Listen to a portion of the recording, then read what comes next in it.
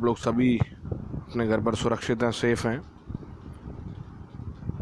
और आज का जो हमारा टॉपिक रहेगा वो रहेगा स्पेशल इकोनॉमिक जोन्स या फिर SEZs। So what are these SEZs, हम इनकी बात शुरू करते हैं। देखिए, SEZ जैसे कि नाम से ही स्पष्ट है, स्पेशल इकोनॉमिक जोन्स। और अगर मैं इसका बाइफर्केशन करूं तो इकोनॉमिक, हमने पहले बात की थी, economic means anything that is related to money, that is related to economic or financial activity, and zone means area.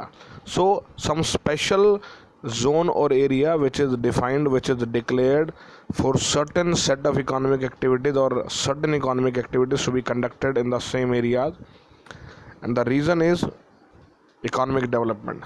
So SEZs वो जोग्राफिकल एरियाज़ हैं, स्पेसिफाइड जोग्राफिकल एरियाज़ हैं जिनमें हम इकोनॉमिक एक्टिविटीज़ को कंडक्ट करवाते हैं फॉर्मली, ऑफिशियली। और इन SEZs में नॉर्मल कंडीशंस के अलावा कुछ खास रियायतें, कुछ खास सुविधाएं दी जाती हैं।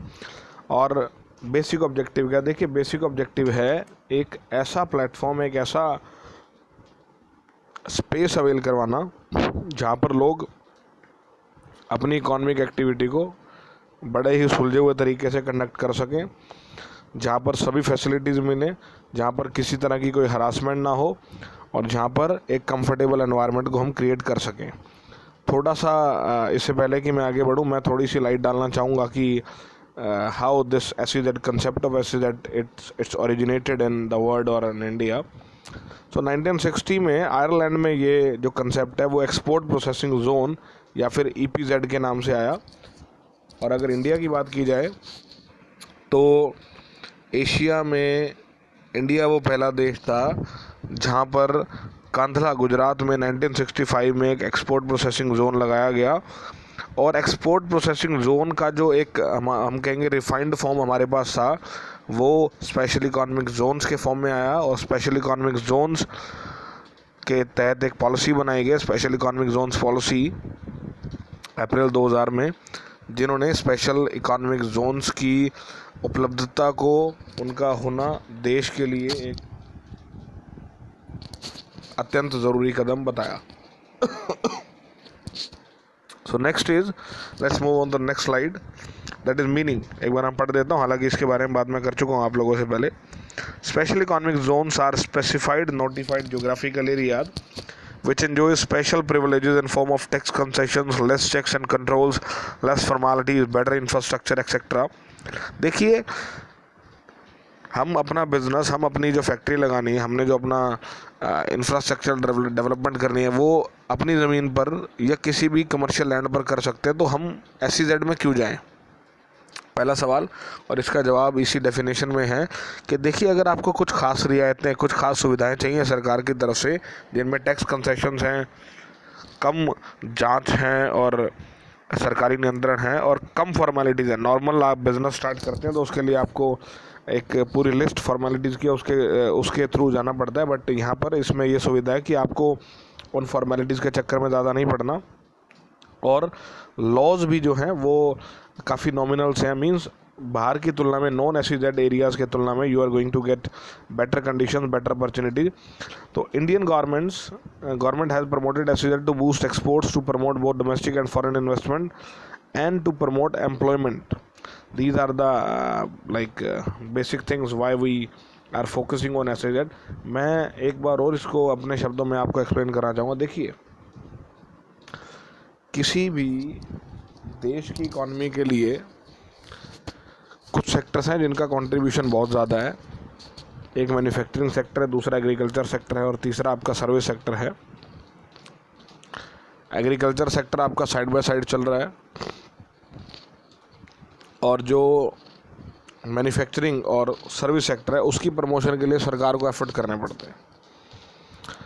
अब सरकार एक तो उनको इनफॉर्मल तरीके से स्कैटर्ड फॉर्म में चलाए, दूसरा सरकार उद्योगपतियों को एक ऐसा मंच दे दे कि आप आइए, और उद्योगपति भी केवल आपके स्टेट के नहीं, पूरे इंडिया के, जो भी आना चाहे। आपको ध्यान होगा, मैंने पिछले अपने जो लेक्चर था उसमें भी जिक्र किया था कि जब पश्चिम बंगाल के सिंगूर में टाटा की नैनो की फैक्ट्री लग रही थी, तो वहाँ पर कुछ पॉलिटिकल डिस्प्यूट्स की वजह से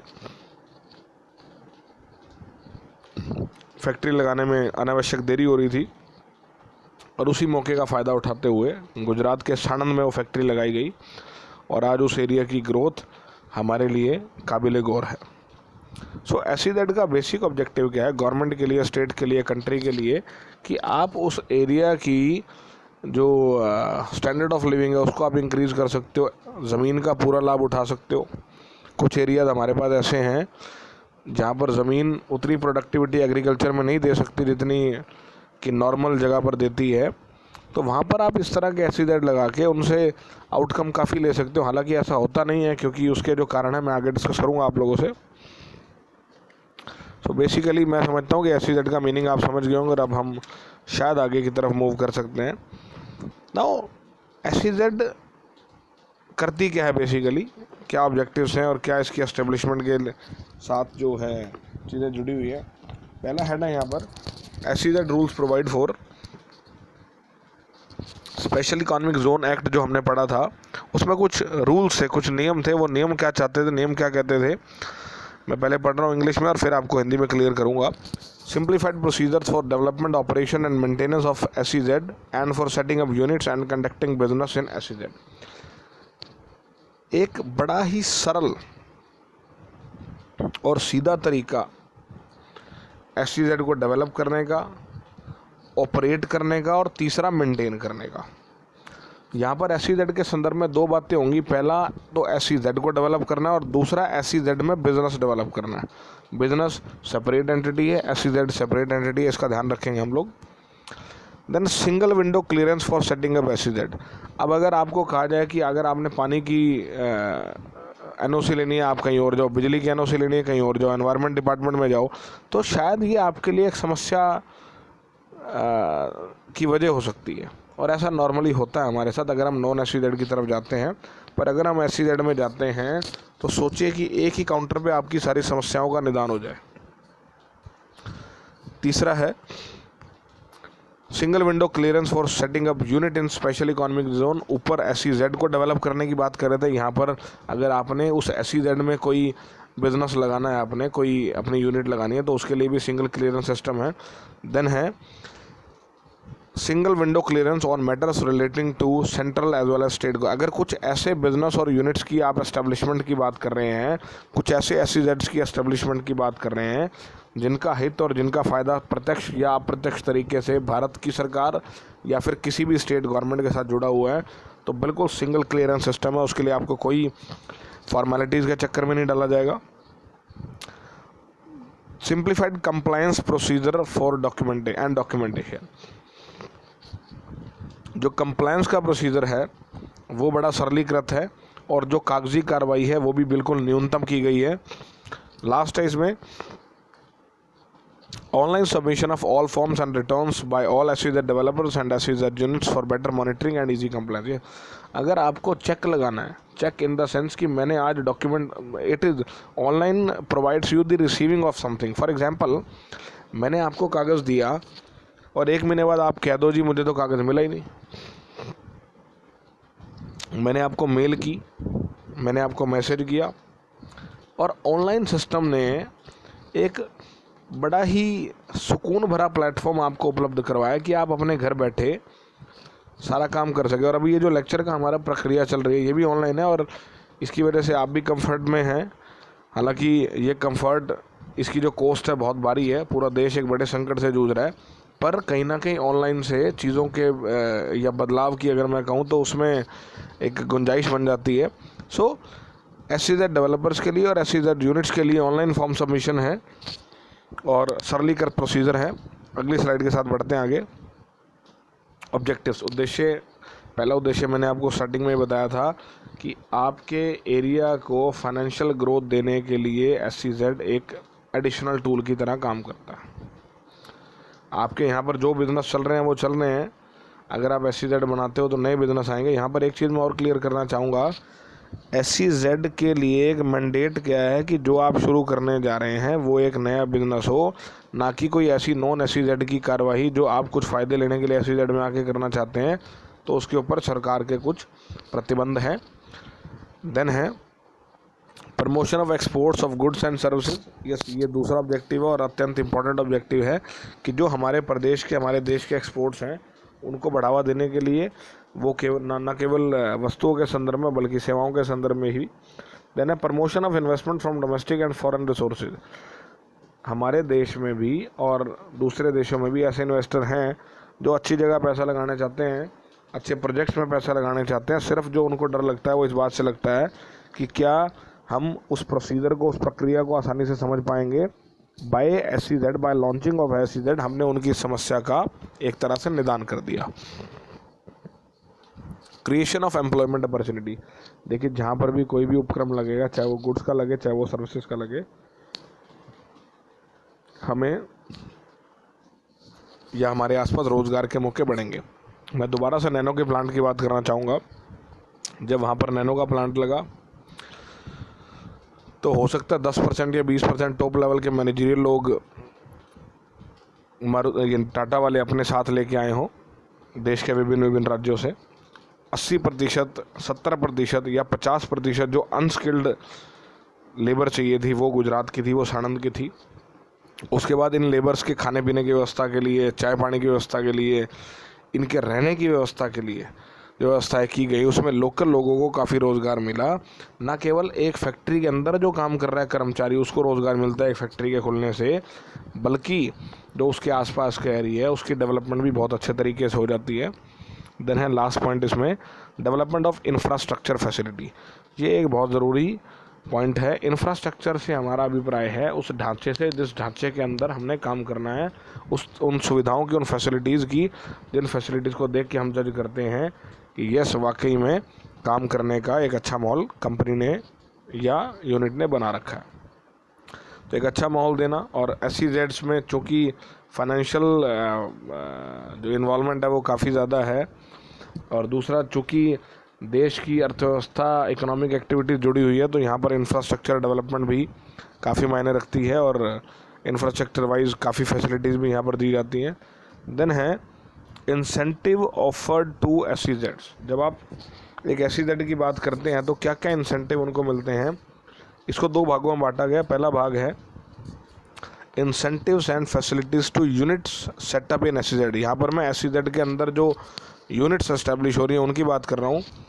सबसे पहला एग्जाम्पशन फ्रॉम इनकम टैक्स। अगर कोई भी यूनिट जो SEZ में लगती है उसमें जो इनकम टैक्स की स्लैब है उसको 15 साल में फ़ायदा मिलता है। कैसे? पहले 5 साल बिल्कुल 100% उसको इनकम टैक्स, एक्सपोर्ट इनकम पे जो इनकम टैक्स है उस पर बिल्कुल पहले 5 साल 100% छूट मिलती है। देन अगले 5 साल 50% इनकम टैक्स एग्जम्पशन उसको मिलती है, और उसके बाद के जो 5 साल हैं उनमें 50% ऑफ री इन्वेस्टेड एक्सपोर्ट प्रॉफिट्स, जो हमारे पिछले सालों के एक्सपोर्ट प्रॉफिट्स हैं, अगर हम उनको री इन्वेस्ट करते हैं तो हमें 50% की और रिबेट मिलती है। इसका मतलब अगर हम चाहें तो 15 साल तक लाभ ले सकते हैं। और हालांकि अगर जो री इन्वेस्टमेंट की बात है वो री इन्वेस्टमेंट होगी ही होगी, क्योंकि आपने बिज़नेस को कंटिन्यू करना ही है, नहीं तो 10 साल तो आपका इनकम टैक्स की फ़ायदा जो है मिलेगा ही मिलेगा। देन है exemption from custom duty. Custom duty जो, अगर हम कोई भी ऐसा इनपुट या फिर कैपिटल गुड्स जो ऑपरेशनल एक्टिविटीज़ के लिए रिक्वायर्ड है, ऑपरेशनल एक्टिविटीज़ का मतलब है कोई मशीन है, कोई रॉ मटेरियल या कुछ भी ऐसा है जो सामान के फर्दर प्रोडक्शन में या हमारे प्रोडक्शन प्रोसेस में काम में आने वाला है। ऑपरेशनल एक्टिविटी में बात कर रहा हूँ, उसको ध्यान से सुनिएगा। कोई भी ऐसा सामान जो मैं किसी भी दूसरे देश से मंगवा रहा हूँ और जिसका उपयोग फर्दर प्रोडक्शन में मुझे करना है या बिज़नेस की किसी भी ऑपरेशनल एक्टिविटी में करना है, उस पर मुझे कस्टम ड्यूटी से बिल्कुल पूरी छूट मिलेगी। Exemption from service tax and export duty. जब मैं माल का एक्सपोर्ट करता हूँ और अगर मैं नॉन SEZ यूनिट में हूँ तो मुझे एक्सपोर्ट ड्यूटी का भुगतान करना पड़ेगा। जो मैं एक्सपोर्ट कर रहा हूँ उसके ऊपर मुझे कर का भुगतान करना पड़ेगा। पर यह सुविधा SEZ के डेवलपर्स को, SEZ की यूनिट्स को मिली हुई है कि उन पर कोई भी एक्सपोर्ट ड्यूटी नहीं मिलेगी, क्योंकि सरकार का उद्देश्य ही SEZ को बनाने का एक उद्देश्य ये भी है कि आप एक्सपोर्ट को प्रमोट करें। Exemption from excise duty under central excise act. Excise duty क्या है? एक्साइज ड्यूटी लगती है प्रोडक्शन के ऊपर, उत्पादकों के ऊपर। अगर कोई भी व्यक्ति हमारे देश में बेचने के लिए वस्तु का उत्पादन कर रहा है, उस पर एक्साइज ड्यूटी लगाई जाती है। तो अगर कोई वस्तु ऐसी है जो SEZ में बन रही है तो सरकार की तरफ से उस पर कोई भी एक्साइज ड्यूटी भी चार्ज नहीं की जाएगी।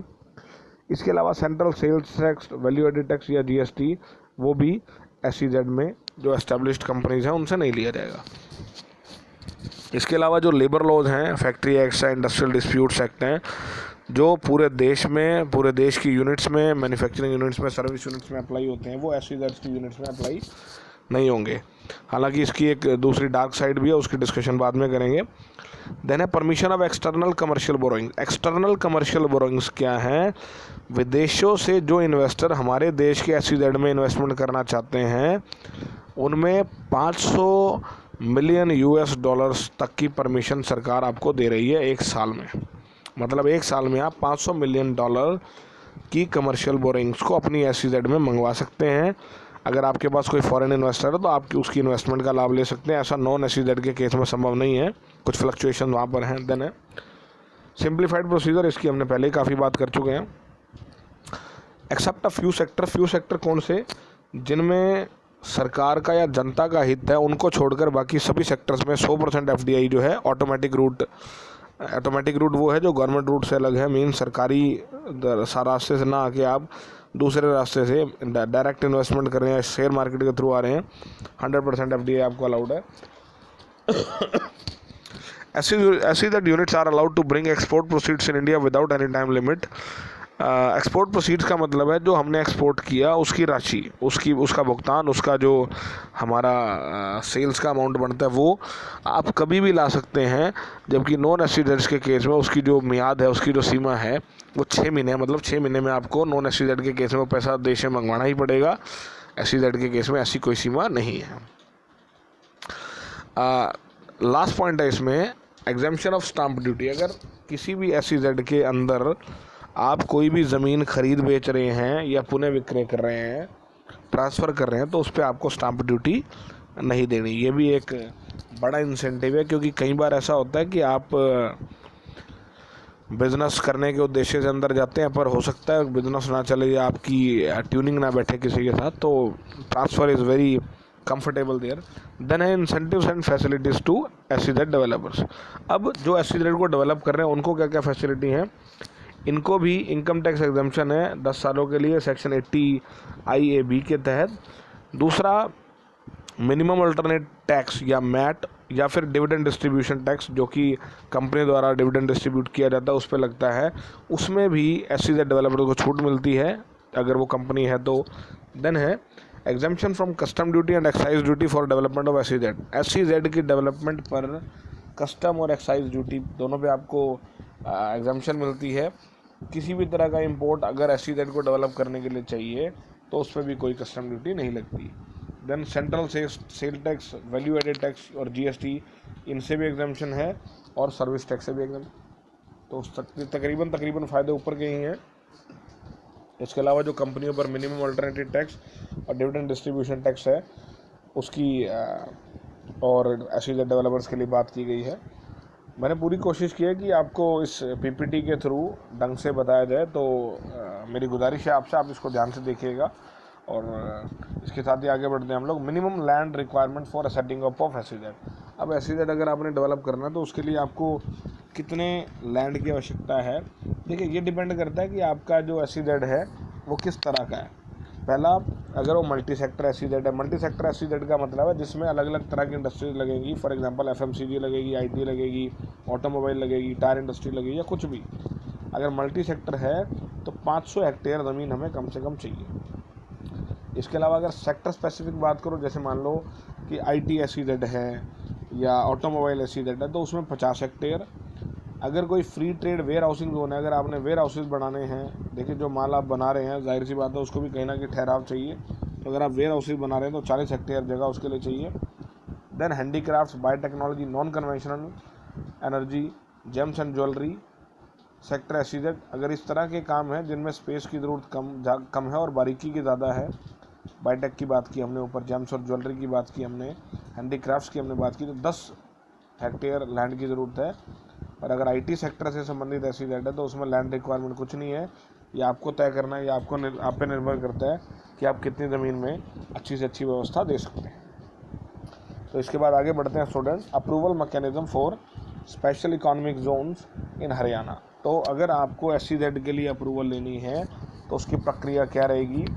प्रक्रिया के चरण व्यवस्थित हैं और चरण काफ़ी कम हैं। पढ़ते हैं इसको। पहला, सबमिशन ऑफ प्रोजेक्ट प्रपोजल। आप एक प्रोजेक्ट बनाएंगे, उस प्रोजेक्ट में आपने उस SEZ को एस्टेब्लिश करने का उद्देश्य बताना है, आप क्यों एस्टेब्लिश करना चाहते हैं। उसके अलावा आपको एक बात का जवाब और देना है कि उसको बनाने से आपके स्टेट को या आपके देश को क्या फ़ायदा हो सकता है। इसके बाद वो आपने director industries and commerce department Haryana सरकार के पास भेजना है। देन है screening by project evaluation committee. अब जो आपने प्रोजेक्ट बनाया, देखिए हो सकता है आपके दिमाग में जो चीज़ें हैं वो सामने वाले के दिमाग में ना हो। आपको जो चीज़ लग रहा है कि देश के लिए बहुत ज़रूरी है, हो सकता है किसी और के दिमाग में ना हो। तो एक सरकार द्वारा पहले इवैल्यूएशन कमेटी बनाई गई है और फिर अप्रूवल कमेटी बनाई गई है। तो इवैल्यूएशन कमेटी क्या देखती है, वो इवैल्यूएट करती है कि जो पॉइंट्स आपने स्पेसिफाई किए हैं, जो आपने फ़ायदे बताए हैं इकॉनमी को, कंट्री को, स्टेट को, इसके अलावा फिजिबिलिटी टेस्ट किया जाता है। फिजिबिलिटी टेस्ट में हम ये देखते हैं कि क्या जिस एरिया में आप SEZ को डेवलप करना चाहते हैं वहाँ पर उसको डेवलप करना फिजिबल है, in the sense viability, availability of power, water and other facilities, क्या वो हैं। तो जो हमारी प्रोजेक्ट इवैल्यूएशन कमेटी है उसमें कुल 8 सदस्य हैं, एक चेयरमैन और 6 सदस्य और एक मेंबर कम सेक्रेटरी, सचिव। तो पहला secretary to government of Haryana industries and commerce department, वो चेयरमैन है इसके। इसके बाद town and country planning, then managing director Haryana state industrial development corporation HSIDC, then Haryana Vidyut Prasaran निगम, उसके जो मैनेजिंग डायरेक्टर हैं वो भी सदस्य रहेंगे। सिंचाई विभाग के इंजीनियर इन चीफ सदस्य रहेंगे। वित्त मंत्रालय से कम भी जॉइंट सेक्रेटरी रैंक का व्यक्ति जो है वो वित्त मंत्रालय का प्रतिनिधित्व करेगा, वही मेंबर के तौर पर।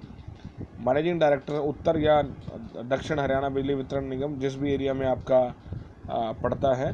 देन लास्ट है director industries and commerce department, ये मेंबर कम सेक्रेटरी का पद संभालेंगे।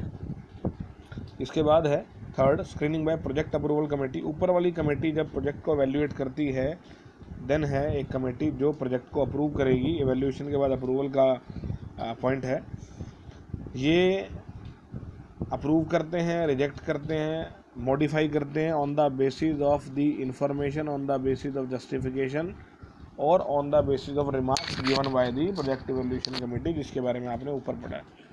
इसमें कुल 6 सदस्य हैं। पहला chief secretary to the government of Haryana, वो चेयरमैन होंगे। Then secretary to government of Haryana finance department member, secretary to government of Haryana industries and commerce department, ये भी member. Then town and country planning के secretary member, secretary to government of Haryana environment department member. तो यहाँ पर आप देखें कि जितने भी मंत्रालय हैं, टाउन एंड कंट्री डिपार्टमेंट है, एनवायरनमेंट डिपार्टमेंट है, इंडस्ट्रीज एंड कॉमर्स डिपार्टमेंट है, इन सब के सेक्रेटरी और डायरेक्टर रैंक के लोग जो है इसमें लिए गए हैं, क्योंकि अब फाइनल अप्रूवल की बात है। इसके बाद एक अप्रूवल आपको और लेनी है, वो है केंद्रीय सरकार से। अब केंद्रीय सरकार ये देखेगी कि क्या ये रेलिवेंस है, क्या जिस बिज़नेस की आप बात कर रहे हो उसकी रेलिवेंसी है आज की डेट में या आने वाले समय में। तो इसके लिए एक बोर्ड बनाया गया है, 19 सदस्यीय बोर्ड सेंट्रल गवर्नमेंट द्वारा, जिसमें जो चेयरमैन है वो department of commerce government of India के सेक्रेटरी रहते हैं। इसके अलावा members central board of direct taxes के, nominees of concern state government UT, जिस स्टेट में SEZ लगना है उस स्टेट के नॉमिनीज रहेंगे। Then a professor from Indian institute of management और Indian institute of foreign trade is also nominated member, जो ये बताएंगे कि क्या इसकी रेलिवेंसी आज की डेट में है या नहीं है। और अगर ऊपर के सभी चरणों से चीज़ें ठीक ठाक बाहर आ जाती हैं तो इसके बाद अंत में अप्रूवल दे दी जाती है कि आप उस SEZ को, जोन को डेवलप कर सकते हैं। ये दोनों मैं आपको बता चुका हूँ। देन है की regulator of SEZ in India. तो की रेगुलेटर वो लोग जो जिनका इंपॉर्टेंट रोल है SEZ को परमिशन देने में। पहला सेंट्रल गवर्नमेंट ओवरऑल अथॉरिटी है जो SEZ को नोटिफाई करेंगी और लेटर ऑफ अथॉरिटी आपको देंगे कि yes you are permitted to operate the SEZ। Then state government और UT government receives the proposal of SEZ and forward the proposal with recommendation to the board of approval. State government जो है वो आपसे SEZ का proposal लेगी और आगे जो आपका बोर्ड है अप्रूवल का और इवेल्यूएशन का उसको देंगी। Then a board of approval consider the proposals, वो देखते हैं कि इसमें कितना दम है, इसकी कितनी रेलिवेंसी है, इसकी कितनी ज़रूरत है। अप्रूवल कमेटी जो ऊपर के बोर्ड की रिकमेंडेशन को ध्यान में रखते हुए एक बार और फिजिबिलिटी चेक करती हैं और सबसे लास्ट में जाता है डेवलपमेंट कमिश्नर के पास, जिसके जिम्मे क्या काम होता है कि SEZ की development as per rules, as per requirements और एज़ टोल्ड जिस हिसाब से बताई गई थी उस हिसाब से हो रही है नहीं हो रही। इसके बाद नेक्स्ट पॉइंट है फंक्शंस, कि एक SEZ डेवलपर्स को क्या क्या काम करने हैं। वेरी इजी 6 पॉइंट है, मैं इसके फटाफट गो थ्रू हो जाता हूँ इनसे। सबसे पहला आपको डेवलपमेंट प्लान बनाना है। डेवलपमेंट प्लान को अगर मैं स्पष्ट भाषा में कहूँ तो नक्शा, आपका नक्शा बनवा के पास करवाना है। वो क्यों करवाना है? क्योंकि आपको जब आप इतने बड़े लेवल पे काम कर रहे हो तो उसमें छोटी सी भी चूक की गुंजाइश ना हो।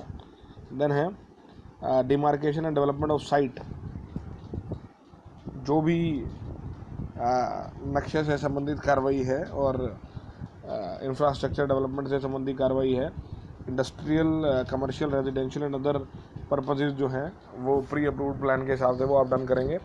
इसमें एक चीज़ मैं और आपके ध्यान में लाना चाहूँगा कि अगर आप एक SEZ डेवलप कर रहे हैं तो SEZ का 50% एरिया ही आप प्रोसेसिंग में इस्तेमाल कर सकते हैं। प्रोसेसिंग से मेरा अभिप्राय है बिजनेस के पर्पज़ से। बाकी 50% में आपने रेजिडेंशियल और एरिया बनाना है, बच्चों के लिए प्ले एरिया बनाना है, क्लब्स बनाने हैं और इस तरह की दूसरी रिक्रिएशनल काम करने हैं। मीन्स आप टोटल एरिया का 50% ही बिजनेस पर्पज़ से, प्रोडक्शन पर्पज़ से, मैन्युफैक्चरिंग पर्पज़ से यूज़ कर सकते हैं। Then allocation and transfer of industrial plots to various business unit. अब SEZ डेवलपर क्या करेंगे, वो जिन जिन यूनिट्स ने वहाँ पर बिजनेस करना है उन सबको उनकी ज़रूरत के हिसाब से स्पेस जो है वो अलॉट कर देंगे। देन है regulating the construction of building. अब जो बिजनेस यूनिट्स हैं वो बिल्डिंग को हिसाब से बनाएं, ठीक से बनाएं, ये देखना भी SEZ डेवलपर्स का काम है। और डेवलपमेंट कमिश्नर जो हमारे रेगुलेटर्स में लास्ट नंबर पर थे, की रेगुलेटर्स में, उनकी सहायता से वो ये काम करेंगे। इंफ्रास्ट्रक्चर फैसिलिटीज़ को अप टू मार्क बनाए रखें और अगर उसको लगता है, डेवलपर को लगता है कि कुछ चार्जेस बनते हैं इंफ्रास्ट्रक्चर फैसिलिटीज़ के बिजनेस यूनिट्स की प्रति, तो वो उनसे चार्ज कर सकता है। इलेक्ट्रिसिटी और दूसरी तरह की सप्लाईज़ को जो है वो SEZ में स्टार्ट करवाना चाहे अगर डेवलपर करवा सकता है, ताकि किसी भी तरह की कोई समस्या ना हो। Then there is a chart list of exporting SEZ। यहाँ पर सिर्फ एक्सपोर्टिंग SEZ की बात की गई है जो एक्सपोर्ट से संबंधित काम कर रहे हैं। ASF insignia SEZ private limited, इन सब की लोकेशन गुरुग्राम में, सिर्फ एक अनंतराज इंडस्ट्रियल लिमिटेड को छोड़कर सोनीपत में। और ये साथ के साथ हमारे IT सेक्टर या मैं कहूँ सर्विस सेक्टर के लिए काम कर रहे हैं। इसके बाद है एडवांटेजेस और क्रिटिसिज्म। एडवांटेजेस में पहला इंक्रीज इन एक्सपोर्ट। देखिए ये तो स्थापना के मुख्य उद्देश्यों में से एक है, एक्सपोर्ट्स को बढ़ोतरी करवाना या एक्सपोर्ट्स में वृद्धि करना। SEZ में जो प्रोडक्शन है मोस्टली एक्सपोर्ट ओरिएंटेड ही काम हो रहा है। और जब एक अच्छे लेवल पे एक फॉर्मल और एक फॉर्मल और एक यूनाइटेड लेवल पे काम होता है तो एक्सपोर्ट्स में ज़ाहिर सी बात है वृद्धि होगी। Increase in investment. जब सरकार फैसिलिटी दे रही है तो ज़्यादा से ज़्यादा लोग जो फैसिलिटीज़ को लेके एक बिज़नेस को नए मुकाम पर ले जाना चाहते हैं वो लोग आते हैं और इन्वेस्टमेंट लेके आते हैं। यहाँ पर तो ना केवल देश की इन्वेस्टमेंट बल्कि विदेशी इन्वेस्टर्स भी काफ़ी ज़्यादा उत्सुक होते हैं और ये मॉडल काफ़ी सारे देशों में कामयाब भी हुआ है SEZ का। देन इंक्रीज इन एम्प्लॉयमेंट, इसके बारे में पहले अच्छे से बात कर चुका हूँ कि ना केवल बिजनेस और मैन्युफैक्चरिंग यूनिट्स में एम्प्लॉयमेंट बढ़ता है बट उसके आसपास के एरिया में भी काफ़ी डेवलपमेंट अपॉर्चुनिटीज़ हो जाती हैं। देन है डेवलपमेंट ऑफ इंफ्रास्ट्रक्चर फैसिलिटीज़। चूँकि SEZ में जो डेवलपमेंट का काम कर रहे हैं वो इंटरनेशनल स्टैंडर्ड्स पे काम कर रहे हैं, इंटरनेशनल लेवल पे काम कर रहे हैं, तो इंफ्रास्ट्रक्चर फैसिलिटीज़ भी काबिल गौर और काबिल तारीफ़ है। Faster economic development. ये जो SEZ का कंसेप्ट है ये स्टेट की इकॉनमी के लिए एक बूस्टर की तरह काम करता है। वो ऐसे करता है कि आपके पास ऑलरेडी एस्टैब्लिश्ड वेन्यूज़ हैं, बिजनेस आपके चल रहे हैं, आपने SEZ बनाया, तो आपके स्टेट में 1000 करोड़ का 2000 करोड़ का बिजनेस एडिशनल हो रहा है। इंडस्ट्रियल डेवलपमेंट को आप ऐसे हाईलाइट करेंगे कि अगर सेक्टोरल है तो भी और मल्टी सेक्टर है तो भी आपके यहाँ पर और एक चीज़ देखी है मैंने कि अगर आप एक पर्टिकुलर सेक्टर या मल्टी सेक्टर में फोकस करेंगे तो उसके आसपास जो नए बिजनेस हैं, चाहे वो नॉन एसईजेड में है, वो सेम ट्रेड के खुल जाते हैं और पूरा स्टेट जो है, पूरा सिटी जो है, पूरा एरिया जो है, वो एक तरह से एक बिज़नेस के लिए ही फिर जाने और पहचाने जाने लगता है ना। क्रिटिसिज्म, जाहिर सी बात है, जब इसकी कुछ अच्छाइयाँ हैं तो कुछ क्रिटिसिज्म और बुराइयाँ भी हैं। मैंने पहले भी आपको कहा था कि कुछ डार्क साइड भी है, उनकी डिस्कशन बाद में करूँगा मैं आपसे। तो पहला acquisition of prime agriculture land. देखिए, एसईजेड के लिए रिक्वायरमेंट है लैंड की, और हर इन्वेस्टर ये चाहता है कि उसको लैंड सबसे प्राइम लोकेशन पे मिले। प्राइम लोकेशन कौन सी होती है? जहाँ से आपके पोर्ट भी पास हो, जहाँ से आपके हाईवे भी नज़दीक हो और जहाँ पर आपको फैसिलिटी भी मिले, आप लाइट में भी रहें। और फिलहाल जो हमारा एरिया अभी हमने पीछे देखे, जो हरियाणा के 7 एक्सपोर्ट एसईजेड्स हैं, 7 में से 6 गुड़गांव में हैं और 1 सोनीपत में है। तो इन सब में जो सबसे कॉमन बात है वो है दिल्ली से इनकी नज़दीकी। तो ये एक बड़ा लूप है, क्रिटिसिज्म है, क्योंकि हमें डेवलपमेंट को उन एरियाज़ में लेके जाना है जहाँ पर विकास पीछे है, या फिर मैं कहूँ कि जहाँ पर ज़मीन की उपजाऊ क्षमता कम है। सोनीपत की, गुड़गांव की ज़मीन की उपजाऊ क्षमता अच्छी है, और अब हमें ये तय करना है कि हम इनका एग्रीकल्चर में इस्तेमाल कर रहे हैं या फिर किसी और काम में। देन है increase in physical deficit. Physical deficit से हमारा तात्पर्य है वो लॉसेज जो टैक्सेस के ना आने से, जो कस्टम ड्यूटी के ना आने से, जो इंपोर्ट ड्यूटी के ना आने से हमारे स्टेट को सफ़र करने पड़ रहे हैं, तो वो सारे कहीं ना कहीं हमारे लिए एक घाटा बनते हैं। Then loss to business units in non SEZ units. देखिए, सेम चीज़ के लिए नॉन एसईजेड में जो प्रोडक्शन प्लांट है उसको ज़्यादा पैसे खर्च करने पड़ रहे हैं, और नॉन एसईजेड में जो है उसको कम पैसे खर्च करने पड़ रहे हैं। और अल्टीमेटली जो एसईजेड में प्रोडक्शन हो रहा है, स्पेशल इकोनॉमिक जोन से प्रोडक्शन हो रहा है, उसकी कॉस्ट भी कम आएगी, और इसका अल्टीमेटली जो नुकसान है वो नॉन एसईजेड में सिमिलर प्रोडक्शन प्लांट्स को, सिमिलर टाइप के बिजनेस को होगा। लेस प्रोसेसिंग एरिया, इसकी मैंने पहले बात की कि आपको सिर्फ 50% एरिया को यूज़ करने की इजाज़त है, बाकी 50% आपको घर बनाने में, होटल बनाने में, क्लब्स बनाने में, स्कूल, मार्केट और रेस्टोरेंट बनाने में खर्च करना है। तो जिस उद्देश्य के लिए एसईजेड की स्थापना की जा रही है वो शायद इसमें कहीं अधूरा रह गया। Ignorance of balance regional development. देखिए, अभी मैंने ये गुड़गांव और सोनीपत वाले एरिया की बात की, और अगर मैं इसको थोड़ा सा भी विस्तारित करूँ तो गुड़गांव, फरीदाबाद, सोनीपत, इवन आपका पानीपत, फरीदाबाद, ये सारा जो दिल्ली के नज़दीकी एरिया, जो डेवलपमेंट है वो कहीं ना कहीं इस एरिया में केंद्रित होकर रहेगी। जो हमारी दक्षिणी बेल्ट है, वहाँ पर, हरियाणा की दक्षिणी बेल्ट है, वहाँ पर शायद इस तरह का विकास नहीं पहुँचा। तो रीजनल डेवलपमेंट जो है वो बैलेंस नहीं है। एक एरिया बहुत ज़्यादा ग्रो कर गया, एक एरिया बिल्कुल नहीं ग्रो किया। इग्नोरेंस ऑफ लेबर वेलफेयर, जो लेबर लॉज हैं वो इस पर अप्लाई नहीं होते, तो कहीं ना कहीं लेबर के जो राइट्स हैं वो सफ़र करते हैं। टाइमिंग्स के जो इश्यूज़ हैं वो रहते हैं, आपके सैलरी के, पीएफ के। हालांकि इनमें इस तरह की चीज़ों का खास ध्यान रखा जाता है, पर फिर भी किसी भी तरह की चूक से कोई इनकार नहीं किया जा सकता। अनड्यू हैसल्स, हम चाहे कितना भी कह लें कि हम लोग तीव्र गति से चल रहे हैं, सिंगल विंडो हमने बना दी, बट स्टिल ऐसा देखा गया है कि अब भी समय जो लिया जा रहा है वो काफ़ी ज़्यादा है। Misuse of land by SEZ developers. अब एसईजेड डेवलपर्स प्राइम लोकेशन पर लैंड लेंगे, उसमें जितना इस्तेमाल कर सकते हैं, जितना बेहतर तरीके से उससे प्रोडक्शन वगैरह ले सकते हैं, वो उतना नहीं ले रहे। वो लैंड को पर्सनल यूज़ के लिए और गलत CLU करके भी इस तरह के केसेस भी सामने आए हैं इतिहास में। सो बेसिकली चीज़ें ठीक हैं और ठीक हो सकती हैं अगर आप थोड़ा सा ध्यान और दें, क्योंकि इकोनॉमिक में जो इसका रोल है एसईजेड का वो आप इग्नोर नहीं कर सकते। So student, this was all about this particular chapter. I hope चीज़ें आपको एक बेहतर तरीके से क्लियर हो गई होंगी। And in case any doubt is there, आपके पास मेरी ईमेल आईडी भी है, कॉन्टैक्ट नंबर भी, you can contact me any time.